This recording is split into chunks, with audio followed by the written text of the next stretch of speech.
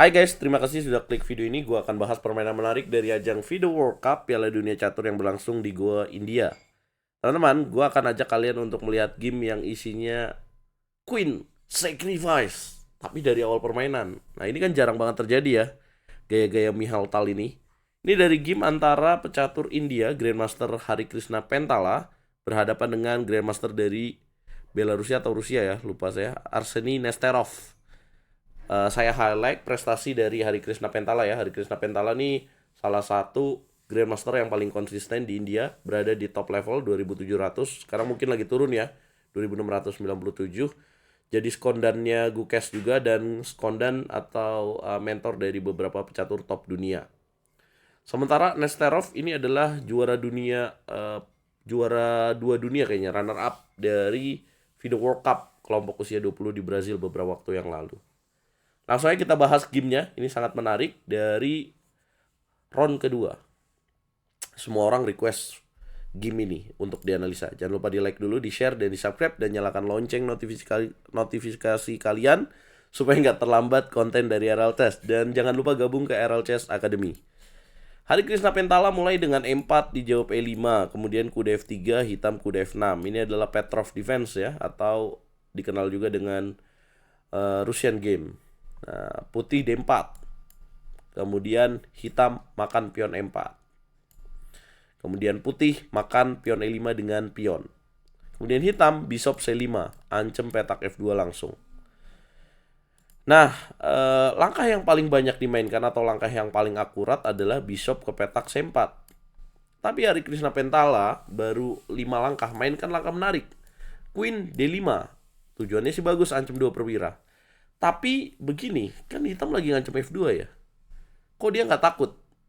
Hitam makan pakai bishop. Kemudian putih raja naik ke petak E2. Hitam mainkan langkah F5 untuk menjaga kuda. Kalau dia pasen, makan pakai kuda.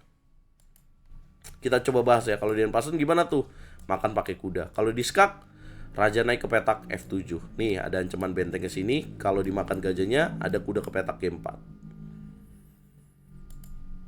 Kalau misalkan mohon maaf, kalau misalkan skak dulu gimana? Rajanya mundur aja, jadi nggak bisa dimakan. Ada kuda G4. Nah, terus gimana dong? Berarti ini unggul siapa? Ini sebenarnya unggul buat hitam. Tapi kita nggak tahu nih preparation apa yang disiapkan oleh Hari Krishna. Hari Krishna mainkan kuda C3. Kemudian hitam C6. Kemudian diancam queen nih. Bukannya mundur, tapi malah kuda makan kuda. Gila. Jadi Hari Krishna Pentala dengan langkah kuda makan kuda. Kalau gue jadi lawannya sih mimisan ini. Baru 5 langkah, baru 8 langkah udah diginiin. Dimakan queennya dong. Ya, cepet oleh hitam karena nggak ada lagi, kalau makan ya kalah perwira dong. Ya, kuda ke petak D6 skak, raja ke petak F8, kemudian makan bishop. Jadi queen ditukar dengan 2 minor piece. Bagus nggak? Tetap aja unggul hitam sebenarnya. Cuma kenapa putih berani? Kalau menurut saya, buat teman-teman yang masih awam ya, dalam permainan catur itu teorinya nggak selalu menteri ditukar dengan 2 perwira itu rugi. Di sini mungkin Hari Krishna Pentala melihat teori tidak baku. Apa itu? Posisi lawan dengan pengembangan perwiranya yang lambat. Jadi dia berani. Hitam mainkan kuda C6 dulu, putih bishop ke petak E3, pengembangan perwira ya, mencegah queen ke petak B6. Kemudian hitam mainkan langkah D4. Ya, mau disimplifikasi, sekaligus bisa queennya ke sini. Gak mau putih. Kemudian hitam melanjutkan dengan queen ke petak B6. Yang lebih bagus H6 harusnya. Ngancem pion B2, mau dorong D3 juga, discover check. Putih ngerespon taktis, bishop D3, dikasih pionnya. Hitam gak berani makan, dia lebih pilih kuda ke petak E7. Apa pertimbangannya gak berani makan? Kayaknya sih takut diancam gini. Terus kalau misalkan queen ke petak A3, nanti bentengnya naik terus, ngejar terus. Kalau mundur lagi queen A5, dikejar terus. Queen mundur lagi, baru raja ke petak G1, dikejar terus. Jadi begini. Gak maulah ngambil pion, udah dapat menteri, dia lebih pilih bertahan dengan kuda E7. Hari Krishna mainkan langkah menarik bishop ke petak D2. Nah, ini kayaknya persiapan sebelum diancam ya. Kemudian hitam kuda ke petak D5, putih ngambil pion petak F5, hitam kuda E3. Putih sudah makan pulang, SMP ya. Kemudian hitam raja E7.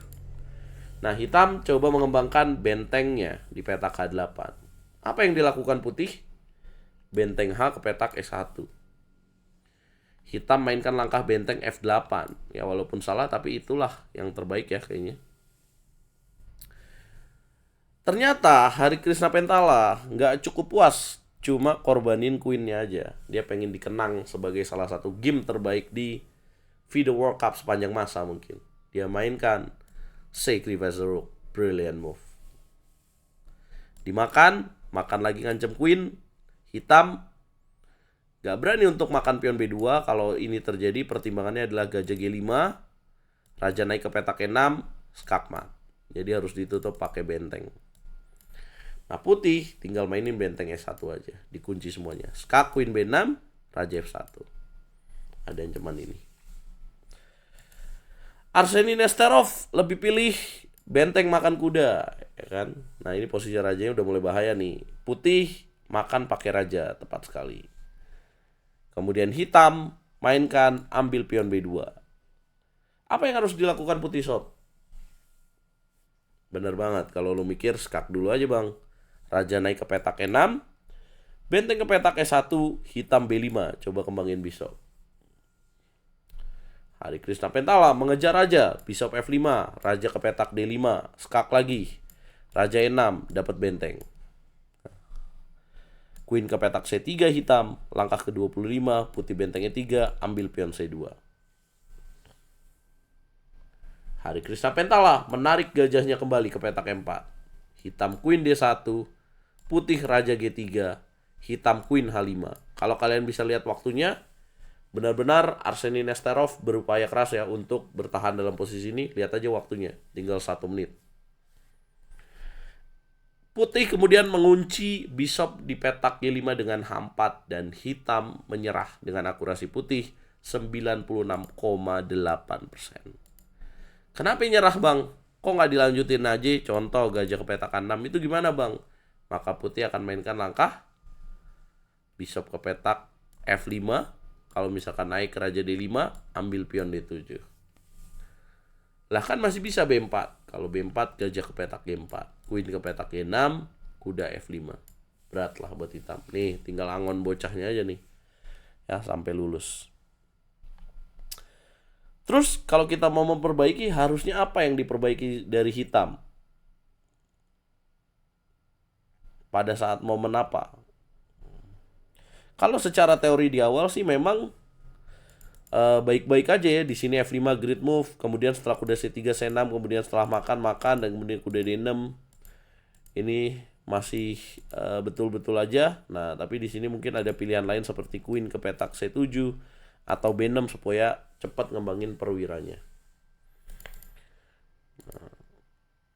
Nah, jadi penempatannya harus queen ke petak C7 ya, teman-teman, atau B5. Nah, ini untuk posisi ini nggak perlu menteri B6, tapi kuda E7. Hari Krishna Pentala melaju dan akhirnya melawan Daniel Darda di babak ketiga. Bagaimana gamenya? Karena gamenya juga cukup brutal. Nanti akan saya bahas di video berikutnya. Coba kasih komentar lo guys. Jangan lupa like, share, komen, dan subscribe. Bantu RL Chess terus semangat bikin konten-konten menarik tentang percaturan.